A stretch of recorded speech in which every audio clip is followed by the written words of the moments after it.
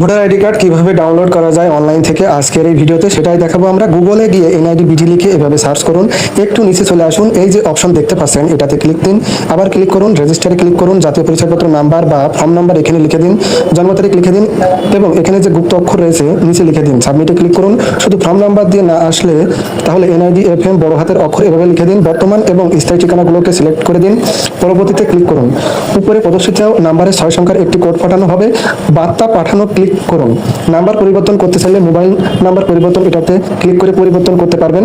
বহলে click করছি, লাল যে অপশনটা এখানে ক্লিক করব, ট্যাপ করে এটাতে ক্লিক করব, কপি করলাম, গুগল প্লে এটাতে ক্লিক করবেন, সফটওয়্যারটিকে ইনস্টল করবেন, এবার ওপেন করবেন, ভাষা সিলেক্ট করলেন, অন করে দিলেন, অ্যালাউ করে দিবেন, এখানে ক্লিক করবেন, ওকে ক্লিক করেছেন, সোজা হয়ে একবার ডান একবার বামে একবার তাকাবেন, ঠিক আছে। এবার ভোটার আইডি কার্ড ডাউনলোড অপশনে ক্লিক করবেন, দেখেন আপনার ভোটার আইডি কার্ড ডাউনলোড করে ফেলেছেন। ধন্যবাদ।